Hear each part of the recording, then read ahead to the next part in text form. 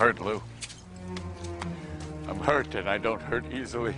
So he didn't steal Christmas, more assassinated it, when we finally get the plot that the writers had procrastinated. He wants to steal Christmas after Santa gets moving. Wait, Santa's in this movie? That's a little confusing. But no matter, he gets his stuff and starts to head down to visit the Sleeping Who's in their quiet little town.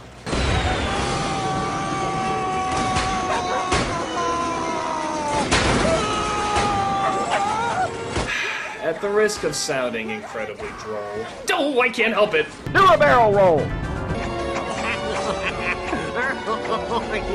So this stuff is actually pretty close to the book. Yeah, I know. I guess someone actually did take a look. Santa Claus, what are you doing with our tree? But you know, that old Grinch was so smart and so slick. And thankfully Cindy was as dumb as a brick. Santa, what's Christmas really about? Vengeance! Presents. Then he patted her head, and he got her a drink, and he sent her to bed. But hey, she could still have some fun with me. I'll eat her liver with fava beans and a nice Chianti. Santa, What? don't forget the Grinch. Odd, seeing how the Grinch is someone she knows, but it fooled her in the book, so I guess we'll let it go. But here's a scene I simply cannot let fly. It's when the Grinch sees the mayor's house and needs to drop by. Martha, have you ever kissed a man who lost his tonsils twice? No. Silly. But it's an experience that I've always longed for. Kiss me, you fool.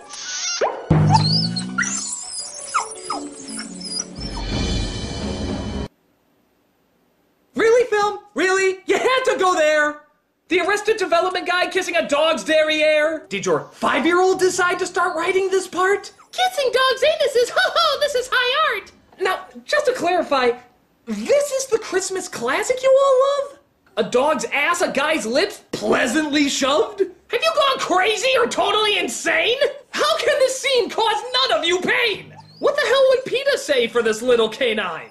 Oh, hell, as long as he's not wearing a Tanuki suit, it's fine. So as the film promised, he steals the holiday, which puts all the Who's in alarming dismay. Invite the Grinch! Destroy Christmas! You choose to listen to a little not to be taken seriously girl. It takes him a while, 5 minutes or more, to realize that Christmas doesn't come from a store. I'm glad he took our presents. You can't hurt Christmas, Mr. Mayor, because it isn't about the gifts. Well, I don't need anything more for Christmas than this right here. My family. You know, I kinda like the original. Yeah, I know, big surprise, but it made sense that they already knew where Christmas lies. For nothing could dampen it, and that was uplifting. Here there's blaming and yelling before they start shifting. The message is there, but it doesn't stand as tall. And if you can't remake it better, why remake it at all? Maybe Christmas. Perhaps.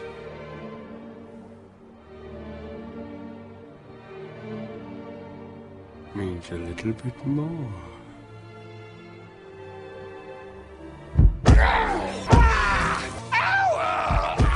Wow, way to ruin such a touching little scene. Good God, for a moment, I almost saw a subtlety.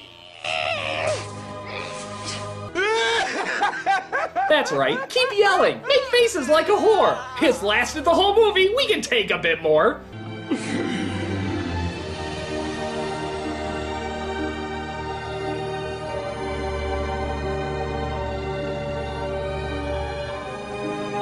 So, God's in this movie? Well, that I didn't know.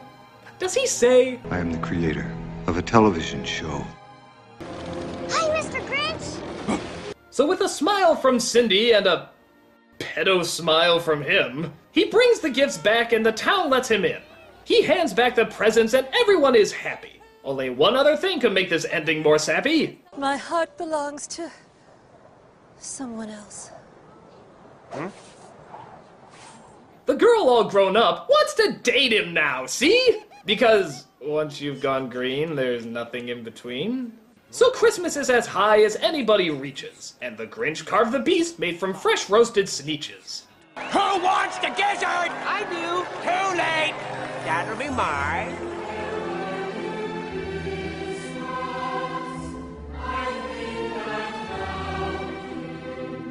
That's the film! Oh my god! Could it be any longer? I bet you're wondering what I would do to make it any stronger. Well, maybe you could shorten it by an hour or two. And maybe some bright colors for a friendlier view. A more subtle actor might be anticipated. And hey, you know what else? Why not make it animated? Yes, those are the changes that I would insist. Oh wait, we don't need to. It fucking exists! The original was fine. Spend your time watching that. Much better than this horrifying crap in a hat. It's downright unpleasant, unbearable, unfunny. Nothing in this movie seems colorful or sunny. It's not fun to look at. It's not fun to watch. How on earth did this classic get so goddamn botched? I really hate this movie, and you know what? So should you. I'm the nostalgia critic. I remember, so you don't have to. Ho ho! Said the Grump, upholding his hit. They're finding right now that this movie is shit. They're watching right now. I know just what they'll do. Their mouths will hang open for a moment or two, and then they'll cry the genius of you know. Now those are reactions that I simply must read. He went to the comments to take a look and see. But the reactions he got didn't seem very sad. If anything, these reactions seemed rather glad.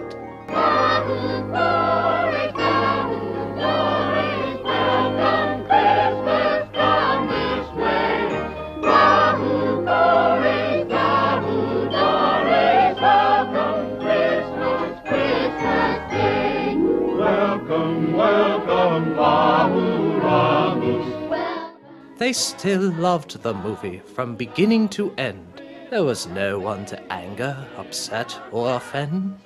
He didn't stop the people from liking it. They loved it. Somehow or other, it was still just as beloved. And the Grump, feeling like he's been horribly conned, sat puzzling and puzzling. What the hell's going on? They like mistletoe butt! They like boobs being harassed! They like seeing a pervert kiss a dog's ass! He puzzled and he puzzled till his puzzler was sore. Then the Grump thought of something he hadn't before. Just because he hates something doesn't mean others should. He could share, not force, his opinion like others would. For it's all our different outlooks that makes us people grow, and everyone is different, like every flake of snow. For different points of view could exist for a reason. To learn about one another, and to make each other decent. Nah, I'm right, they're wrong. Well, fuck you then.